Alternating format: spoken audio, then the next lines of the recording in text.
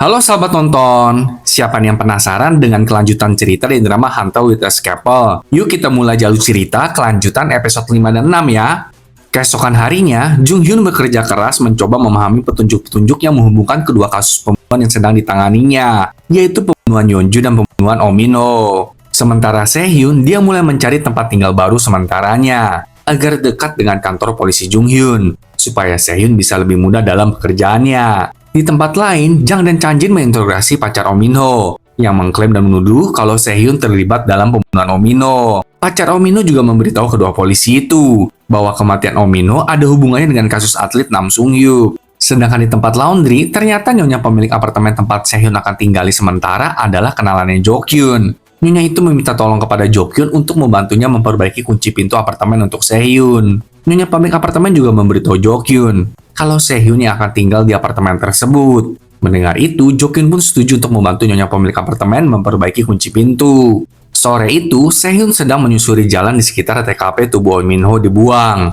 Pada waktu yang sama, Jung Hyun menelepon Sehun dan mengabari kalau tempat otopsi sementara di wilayah mereka sudah disetujui untuk dibuka. Sehun pun berencana mengunjungi tempat itu besok. Namun kebenaran lain pun terungkap. Saat Sehun sudah sampai di TKP tubuh Oh Min-ho dibuang, dia teringat kembali akan masa lalunya. Ketika itu, Sehun kecil melihat ayahnya telah menghabisi ibunya. Dan ternyata ayah Sehun adalah Jo Kyun dong. Sehun kecil yang melihat kejadian itu ketakutan, tapi dia malahan membantu ayahnya untuk membersihkan jejak kejahatannya. Malam itu Jo Kyun memulai aksi gilanya lagi. Dia memotong-motong tubuh wanita yang waktu itu marah-marah kepadanya di tempat laundry. Jo Kyun melakukan perbuatannya ini di dalam sebuah truk. Sementara itu, seorang anak perempuan menemani dan membantu Jo Kyun dalam melakukan aksinya itu. Di tempat lain, secara nggak sengaja, Sehun dan Jung Hyun tiba-tiba bertemu satu sama lain. Mereka pun makan bersama, sembari membicarakan kedua kasus yang sedang mereka tangani. Jung Hyun memberikan pendapatnya, kalau sepertinya pelakunya adalah penduduk daerah situ, karena pelakunya bisa tidak tertangkap kamera CCTV, yang berarti pelaku mengetahui daerah tersebut dengan baik. Pada saat yang sama, Sehun ditelepon oleh rekan forensiknya yang memberitahu Sehun kalau ditemukan racun pelumpuh otot pada tubuh Yeonju dan Oh Min-ho. Tapi Sehun tidak memberitahu Jung Hyun tentang informasi ini.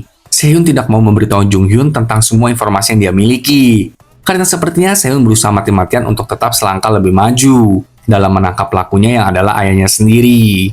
Dalam perjalanan pulang, Sehun tiba-tiba menemukan tubuh lain dong. Tubuh itu tergeletak di depannya seperti boneka tali gitu loh. Udah dipotong-potong dan sengaja disambung dengan benang. Tepat saat itu, Sehun mendapat telepon dari nomor tidak dikenal. Saat Sehun mengangkat telepon itu, dia sangat terkejut karena menyadari bahwa ayahnya yang menelepon. Sehun langsung ketakutan tapi berusaha mencoba untuk tenang. Sehun lalu menguatkan dirinya dan mendengar suara jejak roda koper di dekatnya, sehingga Sehun dengan berani mengikuti suara dari jejak roda koper itu. Akhirnya Sehun menemukan ada gulungan kimbap ditaruh di atas koper. Tentu Jo Kyun yang telah menyediakan itu untuk Sehun. Melihat kimbap itu, Sehun merasa marah. Dia berjanji untuk mengejar dan menangkap ayah sintingnya itu dengan cara apapun. Sehun kemudian memakan kimbap itu, yang mengisyaratkan kalau Sehun tidak takut kepada ayahnya itu lagi. Pada dini hari, para polisi sekali lagi berkumpul di TKP wanita yang dibuat seperti boneka tali. Dan mereka semua terkejut karena mengetahui kalau Sehun adalah pelapor pertama yang melihat tubuh wanita itu.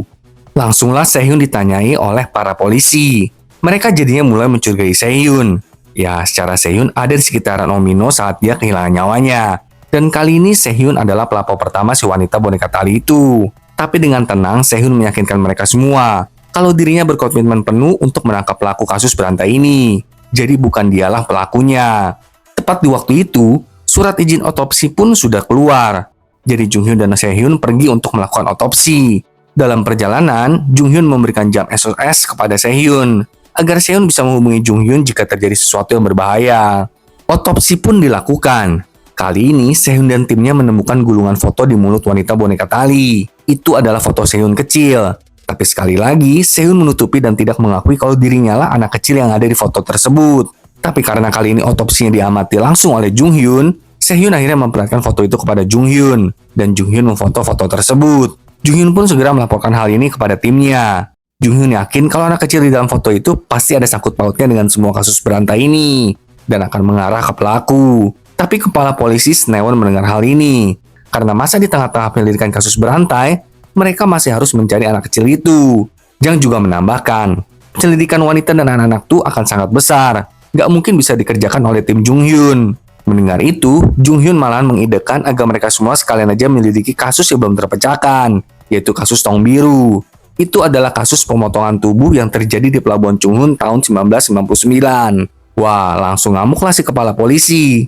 Mereka aja udah kepusingan dengan penyelidikan kasus berantai. Tapi Jung Hyun malahan mau menambah penyelidikan lagi. Intinya, si kepala polisi nggak peduli dengan saran Jung Hyun dan pergi begitu aja. Sementara itu, Sehun mendatangi tempat tinggalnya dulu bersama dengan ayahnya. Setelah ibu Sehun sudah nggak ada. Saat Sehun masuk ke dalam, Sehun melihat sebuah buku anatomi kedokteran beserta dengan beberapa pisau bedah. Pada saat yang sama, seorang anak perempuan yang biasa menemani Jukyun dalam kegiatan gilanya mendatangi tempat Sehun berada. Tentu saja hal ini membuat Sehun terkejut. Anak perempuan itu memanggil Jukyun dengan sebutan ayah dan berjalan keluar. Sehun langsung mengikuti anak itu. Kemudian Jukyun pun keluar. Dia menghampiri Sehun dan memeluknya, seolah-olah menyambut Sehun kembali. Sedangkan di kantor polisi, Jung Hyun tetap aja membaca berkas kasus Tong Biru. Tersangka saat itu bernama Go Dusam. Karena berdasarkan keterangan saksi, Dusam bersama-sama dengan korban sampai terakhir. Dusam memang ditangkap, tapi dibebaskan dalam 2 hari karena kekurangan bukti. Setelah itu, Dusam dikeluarkan dari daftar tersangka. Karena ternyata, saksi yang melaporkan Dusam menderita penyakit jiwa. Istri Dusam bernama Lee Jungmi. Sementara dia memiliki satu orang putri asuh bernama Go Unso.